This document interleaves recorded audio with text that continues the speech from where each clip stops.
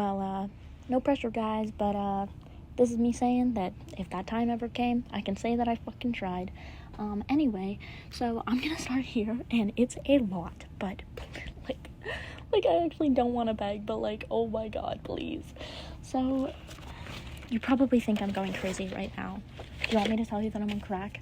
Okay, so, philosophy or the meaning of life cannot be fully comprehended or, humanly, conveyed, comprehended, expressed, it just can't.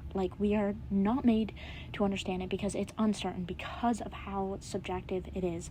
And there's a lot going on right here, but this is a vel, and it separates, this is ways that I can describe it, and I can't exactly find one word or a phrase to paraphrase it that would make sense, because it cannot be conveyed by just one word. That's why this is here, to explain everything.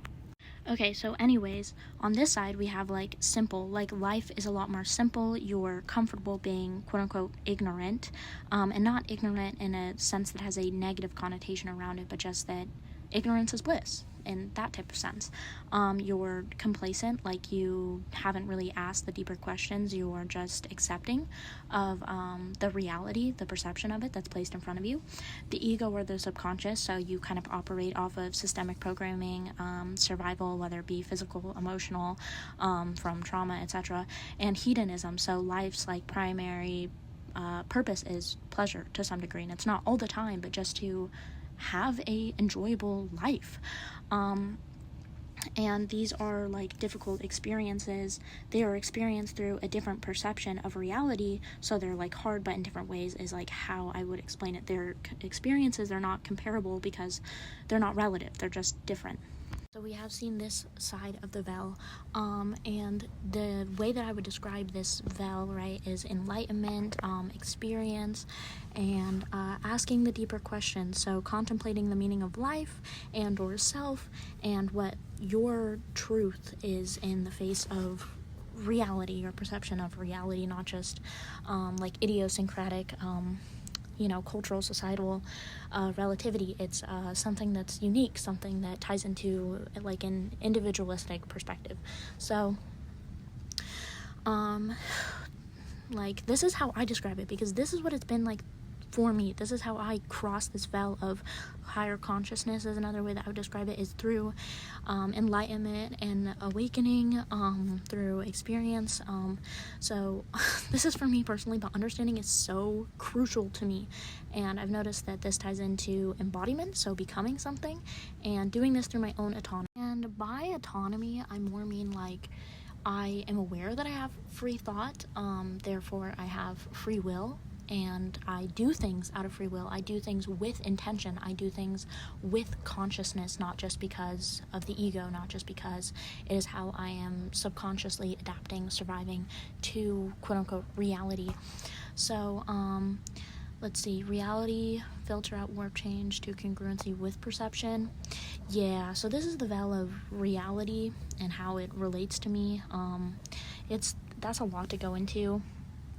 So, I am thinking, therefore I exist is a better translation of I think, therefore I am. It's an existential truth in the face of meaning, to have a relevancy in the face of how we perceive and process our own reality, to give us a sense of sanity, so we know that something has some sort of substantial gravity, that it's meaningful enough. It's basically a confirmation that it's yes, this exists. I know this to be true. So you're not left questioning with no answers when you contemplate, the meaning of life. You have to have something that feels factual to you. So because there is no inherent actual objective meaning in life when we... Okay, this is a lot. Because we are objective or subjective, so skepticism, nothing is really true, because of our humanity. So we are unique, this is an individualistic philosophical perspective, I guess. So through experiences, perceptions of life, there's no true thing. So we will not, you have to admit you have the answers and never will, because there just isn't an objective truth. Not even, it depends how far you want to take the skepticism approach, whether that's counting scientific constructive shit too. I think it does. Anyway, so this has been my theory for so long, and I finally wrote it down after forever. I've had this theory forever. Okay, so humanity, this is what I think it's based off of. So we do have like our senses as well, which aren't really tied into this. I guess it's how they're processed, whether they filter through the conscious or the ego. But humanity is based off of the mind, so subjectivity, right? And these are things that cannot be explained. This is where the subjective part comes in. If the objective truth is scientific stuff, we know how the brain works, we know how the senses work, we know how they're sent to the brain, whatever, but we don't know about this, and we don't know about this. We do know more about this on a scientific level, but this is why the conscious, the soul, is so unique. So this is how I describe it. The something more. So spiritualism, it's unlocked through experience, maturity, awakening, enlightenment, God, etc. The veil, you pass the veil to understand this. You have it, but to understand it more, you have to cross the veil of this that I explained earlier. You and only you, so like no one else has the same soul as you. Like I don't know if that's true. That's why certain things have question marks. It's the spirit, so it's like when someone dies, like they still have their body, their brain is inside of their body, but like you can just tell that their spirit is gone. It's the something more that you can't quite explain. It's just gone. It's that state of matter of, do you exist or do you not? It's a state that can't be described. It's not a state.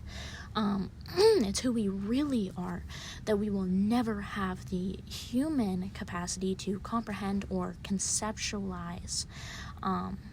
That's conceptualize is very important here.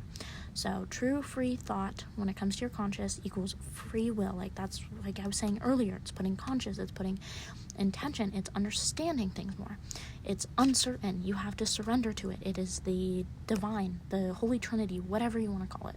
The most simple way to put it without me having to explain all of this is separation is only an illusion. We are all one. So like the best way, if you've ever seen Arcane, it's like Victor from Arcane, when they all rise to become a higher consciousness, it's the illusion that we aren't separate, that we wouldn't go on and do all of this horrible human shit that's derived of our own ego if we were just the soul, because we're pure. That's who we are when we're children, and we don't have all of these subjective connotations of what's good and what's bad, of an idea in our head of the way things should be. It's just the way things are, and we have accepted it. Another way that I can describe it, if you've ever heard of it, is Indra's net. That is a very good description I have for it. Okay, so the second, the ego or the subconscious. I realized when I was writing all this stuff down, like I could go into this a lot more, but I had more for this. And I think it's because the conscious and the soul, though the ego and the subconscious is naturally more familiar to you, it's the psyche that you develop, the sense of self that you think you are. Like I feel like the ego makes us more short-sighted, and so we'll kind of be limited in our understanding of it. But I feel like I align more personally with the conscious and this soul that has consumed me this entirety of my being. And I feel like a large part of that is because I'm a poet, I'm a writer, I experience things, I express them on a level that just flows right out of me, that like is me. And this ego, I don't like, yes, I have a sense of self, this person in my head, I have an idea that I think I am, but it doesn't feel as inherent, as congruent, like to my essence as me. Anyway, so this is systemic programming. It's our sense of self, who we think we are. So it's like connotations, labels, boxes, that humanity, so this is like society, cultural stuff, like has placed from fear of the unknown or our true selves, like who we were as children. Like if you have ADHD, for example, and you're very restless in class, the world has told us, no, this is bad, even though it's not bad because it's subjective. It can't necessarily be bad, just like murder isn't inherently bad. It's just like, this is what's been placed on us, this is what we think is true based off of things that we've conceptualized. So it's like been rejected, diluted, broken down, etc. for subjective, like idiosyncratic, societal, cultural acceptance, our sense of self, etc. So we construct an idea rather than just being. It's an evolutionary measure of survival, and I feel like the of survival piece is really important when it comes to this acceptance. It's our way of fitting in, because back in the day we had to do these things in order to survive, in order to be socially accepted, because that was how we survived. We couldn't survive on our own. Like, being social is so important to us. We become so depressed, we become so lost when we're not social. And that's why we have this sense of self, this little box that we try to fit into, this person that we try to be in order to be accepted, because without that feeling of acceptance, of feeling like you fit in, of feeling like you belong, like, you don't know who you are. And it's so human to us. So it's like created emotional and social selfishness and a lack of critical thinking skills, because it's not really what's intuitive to you anymore. It's what you feel like is essential